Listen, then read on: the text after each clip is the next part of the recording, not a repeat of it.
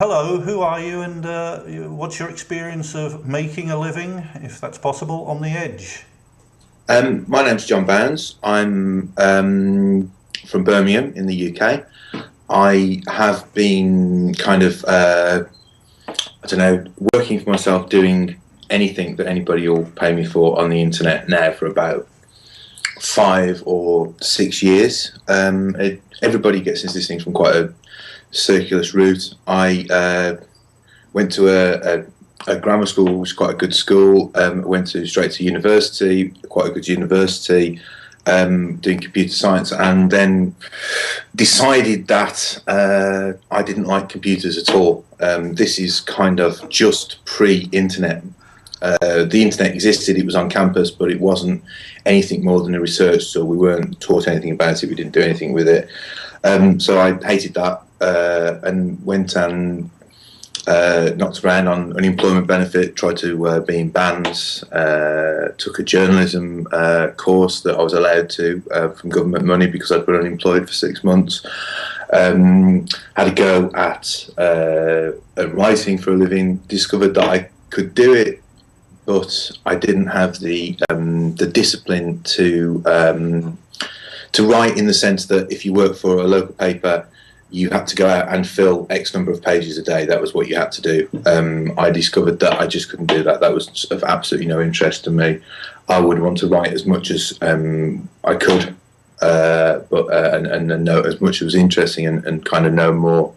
So that didn't really work for me. So I kicked around, doing little bits and pieces, little bits of freelance work, and working behind bars and things, until I was lucky enough to kind of fall into a job with a local publisher. It was a technical publisher, but it was kind of at the start then of the internet boom. It was doing lots of internet books, so it was kind of, it gives you a lot of freedom, and I had a lot of time to explore internet technologies, and kind of that was research as opposed to actually just messing about on the internet. And that was kind of right at the start of people actually using the internet to really express themselves. I mean, we'd had message boards before, but you could actually reach normal people as such.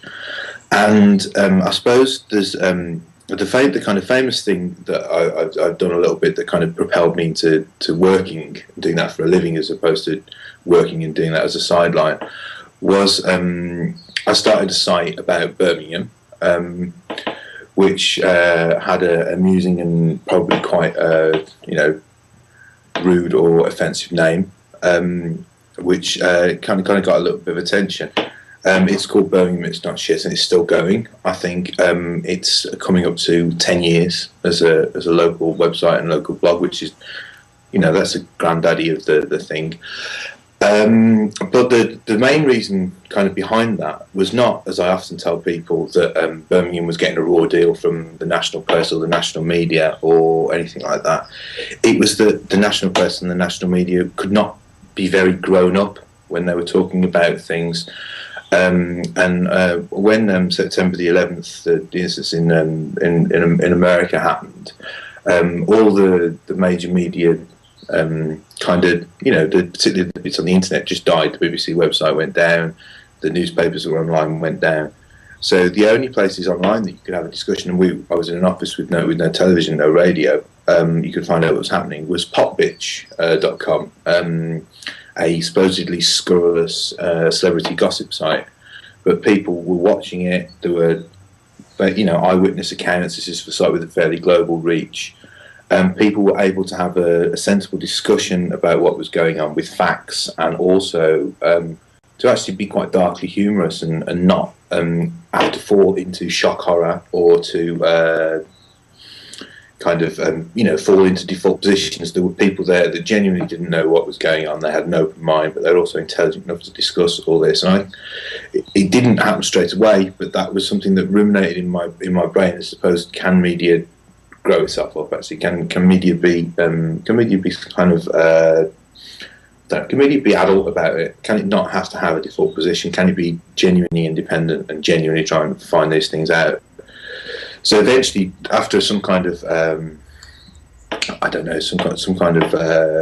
gestation period, and for one particular reason, I actually got made redundant, so I had nothing to do. So I set this Birmingham It's Not Shit site up, and didn't really think much about it. One of the main reasons I actually did it, and I thought I don't have supposedly a load of experience in making things for the internet, which I'd learned during the working in publishing, but no any things I'd made on the internet to show anybody. So if I wanted to get a job doing this, I had nothing. So it was a good excuse to do something. So I did that, and because of the kind of offensive name and the stance I'd taken, it got fairly well covered. I must admit, it wouldn't have reached anybody had it not been for the shock and outrage of the local mainstream media.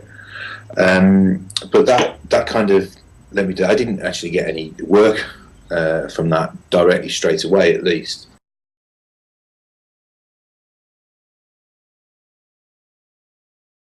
So I eventually fell into a kind of technical job at a new BBC broadcasting centre that was opening up in Birmingham, and I would not have got that job had I not done the Birmingham things. And it was very unusual for someone, I thought, to be taken on from outside of the direct. Basically, if you're rich enough, you can go and work for these media companies for nothing and live on someone's floor in London and eventually get a job. I didn't go through that route. I did something outside that, which was enough experience to get me in. I learned loads there, mainly about how the media works, which I thought I knew anyway, but I know even more about that. Made quite a lot of good contacts. But 4 or 5 years later, when the government cuts brought what I was doing to an end, so I left, and at that point I could have thought about getting other jobs, but I'm not qualified to do anything really. Although I've done lots of stuff, I don't have any qualifications that lead you directly into a job. My computer science degrees now, as they all are, completely obsolete because programming moves on with such a pace. You take 5 to 10 years out of it, it's gone. I would have to start from scratch and things like that. So I kind of took the leap into hoping people would pay me to do internet things. Luckily enough, I got a couple of decent Arts Council contracts to work on the kind of networky side of that straight away, and that was again due to the experience that I built up doing my own things. It wasn't really anything to do with anything professional. There was a kind of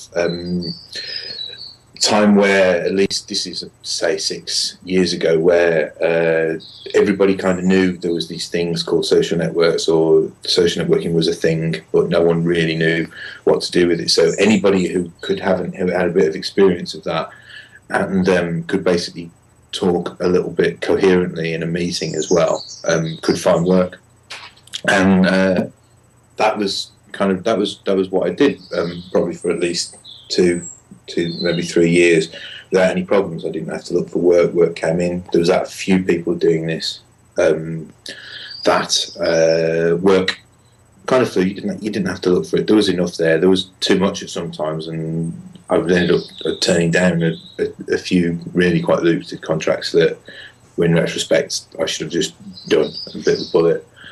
But I was actually enjoying exploring the space. It was a new space, and I knew enough technically and enough journalistically to kind of do some weird things. So I'd spend maybe 2 or 3 days a week working, and the rest of the time, messing about on things. I was completely interested in how you could kind of take the information that people were shoving online and cut that and slice that and kind of analyse that in different ways to try and bring out things that you couldn't analyse before. I was calling it conversational psychogeography, but I think it's now, and that's now been pretty much formalised into what they would call sentiment analysis, and it's what large media organisations will now sell to you. And I think that's kind of an example of exactly how this kind of thing works. If you want to be independent and find work and still